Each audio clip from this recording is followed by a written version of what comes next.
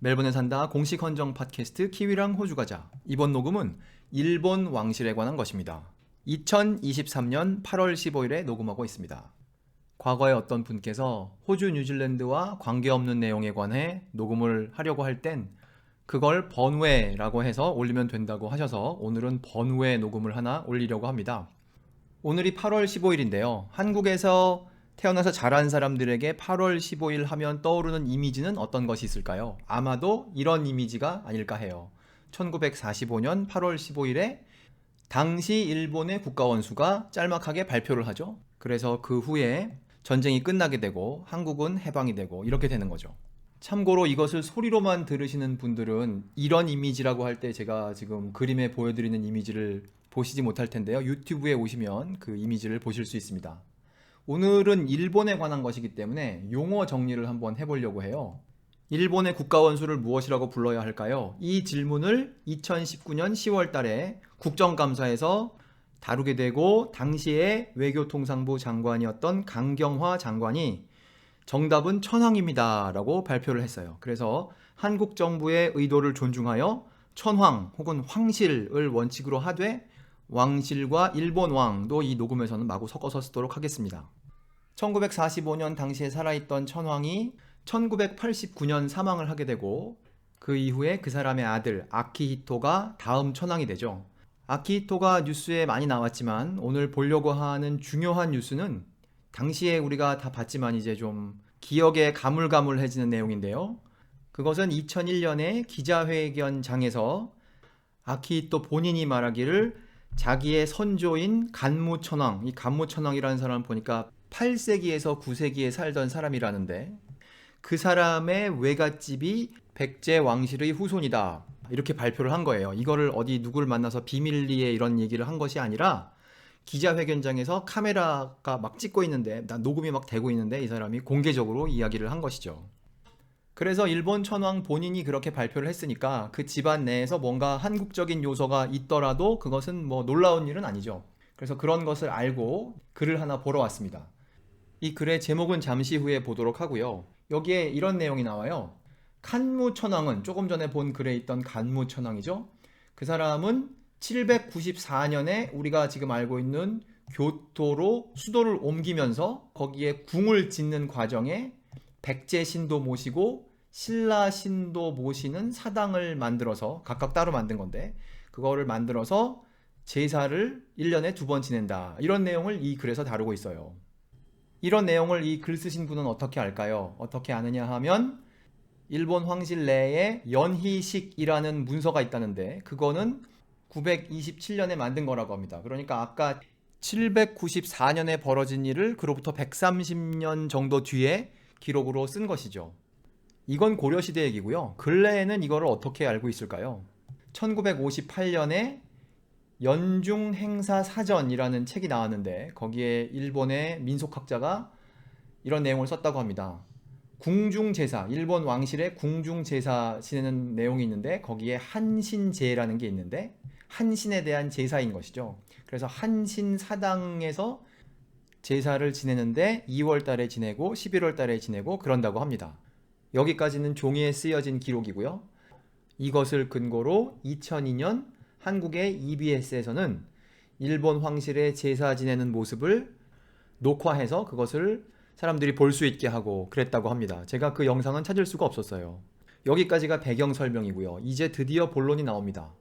그 제사를 지낼 때 강신충문, 즉 신의 강림을 기원하는 제사 지낼 때 쓰는 문장. 그러니까 그 제사를 받으시는 조상께 지금 제사를 지내고 있는 후손들이 올리는 글, 그것을 엄숙하게 외운다는 거예요. 그런데 그 문장이 뭐 지금 여러 줄이 나온 것 같지만 자세히 보면 몇 글자가 안 됩니다. 몇 글자 되지 않는 가운데서도 반복이 되어 있기 때문에 사실상 네 글자 정도만 알면 혹은 다섯 글자 정도만 알면 이 전체를 알 수 있지 않을까 하는 것이 키위랑 호주 과자의 기본적인 생각이에요. 그래서 그 네 글자 혹은 다섯 글자로 만든 그 첫 번째 문장에 집중하려고 합니다. 이제 여기까지 왔는데요. 글자 하나하나를 보기 전에 잠시 전체적인 줄거리를 생각해 보도록 하죠. 일본 황실의 발표와 일본에 남아있는 기록과 한국에서 만든 방송과 이것들을 조합하여 볼 때 일본 황실에는 한반도에서 간 어떤 피가 흐르고 있으며 거기에서 제사를 지내고 있는데 아마도 한국에 관련된 누군가에게 제사를 지내고 있는 것으로 보인다. 그리고 그 제사를 지낼 때 축문을 그때부터 지금까지 쓰고 있는데 그 축문이 아주 짤막하며 지금부터 알아보려고 한다. 여기까지가 내용입니다. 그리고 여기서 밝혀두려고 하는 것은 이 녹음의 목표는 이 글자들을 알아보려고 하는 것이지 동아시아 고대사의 일본의 역할 혹은 일본 역사의 한국의 역할 뭐 이런 거를 하려고 하는 게 아니라는 점을 밝히고 넘어갑니다. 이제 글에 집중해 보도록 하죠. 이게 글인데요. 우선 이 세 글자에 집중하겠습니다. 요 글자를 한번 찾아가 볼까요? 요 글자 제가 여기서 사전에서 찾았는데요. 이 글자는 언덕아라는 거예요. 그런데 그걸 설명하면서 뭐라고 하냐면 실제로는 뜻을 살리지 않고 음만 살린 사용례들이 많다. 거기서 알 수 있는 거죠. 이것의 의미를 생각하지 말고 그냥 소리만 아라고 알면 되겠구나. 이렇게 생각할 수 있습니다. 그 다음 글자는 어렵지 않아요. 지, 알지. 이건 뭐 복잡하지 않고요. 그 다음 글자는 여자란 말이에요. 근데 이 글자를 또 새로운 마음으로 찾아가서 봤습니다. 그랬더니 뭐 계집여라고 쓰여 있고 근데 쭉 읽어보니까 중국 역사에 언제 이 글자를 썼느냐에 따라 이렇게 다른 모양들로 썼다는 거예요. 그런데 일본어에서는 요런 모양을 받아들였는데 요 모양은 이 글자의 여자의 초서 형태이며 요 글자를 그대로 히라가나에서 쓴다는 거죠. 그러니까 여자는 히라가나의 이것이 된 것이고 이것은 뭐 우리가 뭐 일본어를 공부하지 않더라도 여기 마미무메 여기 메자라는 걸 알 수 있습니다.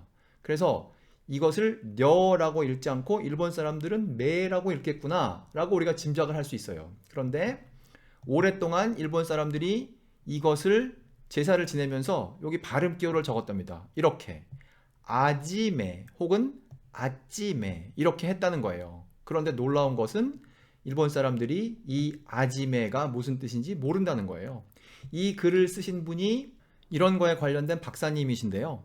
일본 사람들 수백 명에게 물어봤다는 거예요. 당신 이것이 무엇인지 아느냐, 아지메가 무엇인지 아느냐고 물었으나 한 사람도 그 의미를 말할 수 있는 사람은 없었다는 거예요. 그런데 여기서 잠깐 우리 자신을 한번 생각해 보죠. 아지메라는 것을 듣고 우리가 무슨 뭐 국문과를 나오지 않더라도 아지메는 아주머니나 뭐 아줌마 그런 뜻이 아닐까라고 생각하는 게 뭐가 어렵겠습니까? 한국 사람들한테 그것은 아주 상식적인 해석일 거라고 제가 짐작을 합니다. 드디어 이 글의 제목을 볼 수가 있게 되었군요.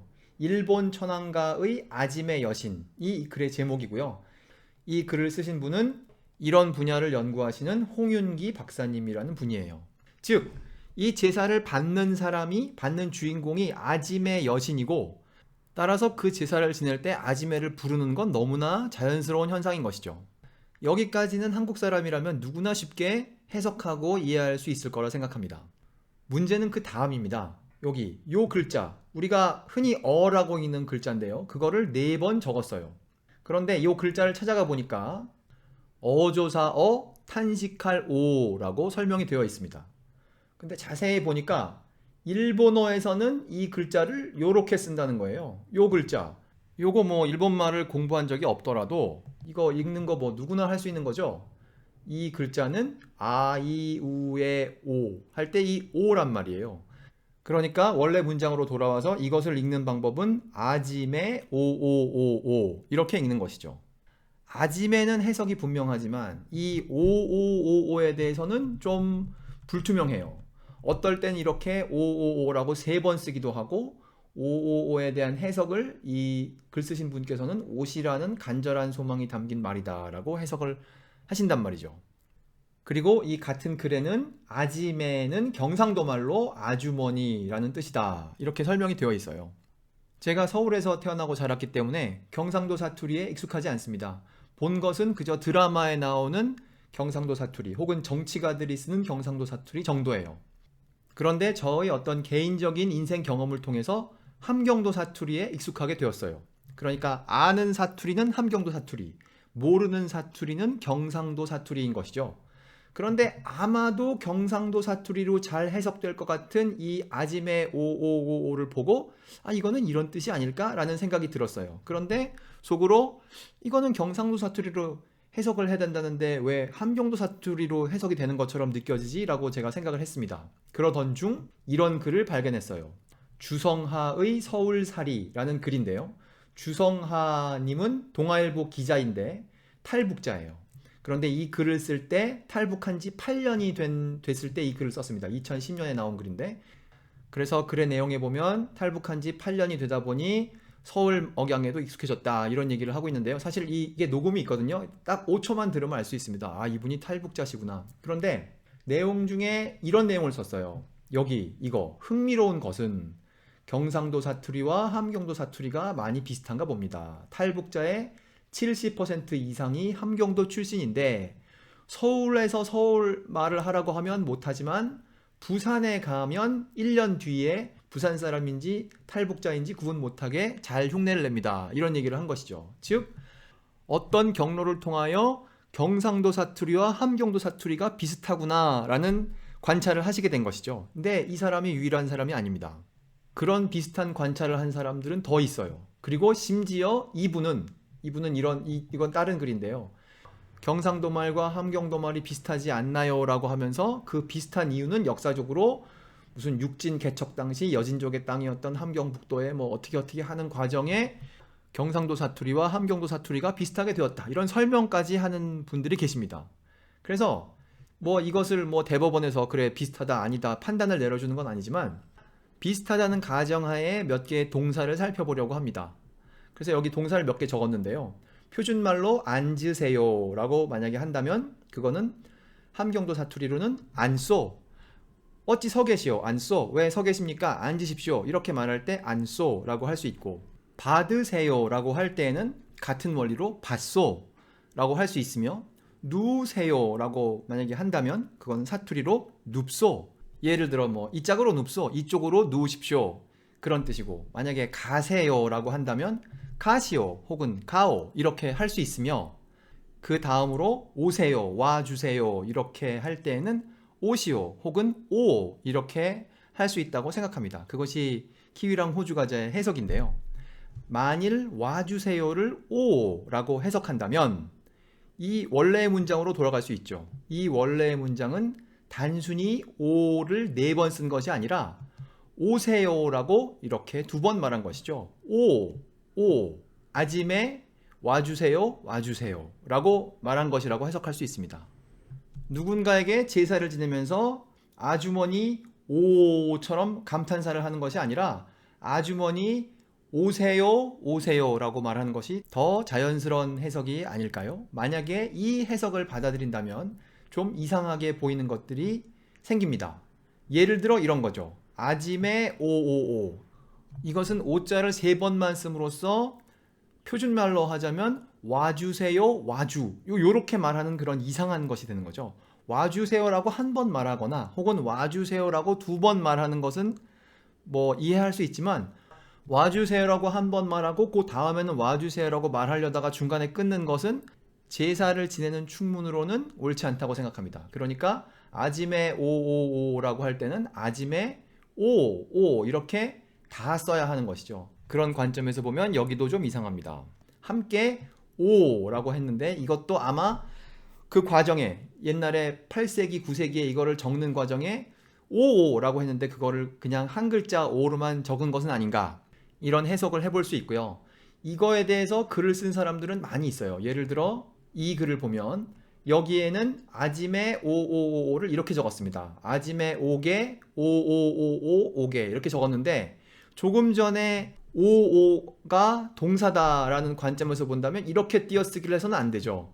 요것은 붙여 쓰고 여기는 한 번 띄더라도 여기는 한 번 더 붙여 써야 되는 것이 아닌가, 이렇게 생각합니다. 그래서 여기까지 이렇게 살펴봤을 때 지금 일본 황실의 충문을 해석하는 좋은 도구는 한국말인 것으로 보이고, 한국말을 쓰는 사람끼리 이 오에 대한 해석이 뭔가 부족한 것으로 보이는데 그것에 대한 이러한 해석도 있지 않을까라고 키위랑 호주과자에서 이번 녹음을 통하여 밝힙니다. 멜번에 산다 공식 헌정 팟캐스트 키위랑 호주 가자. 이번 녹음은 일본 황실에서 제사 지낼 때 쓰고 있는 충문에 관한 것이었습니다. 감사합니다.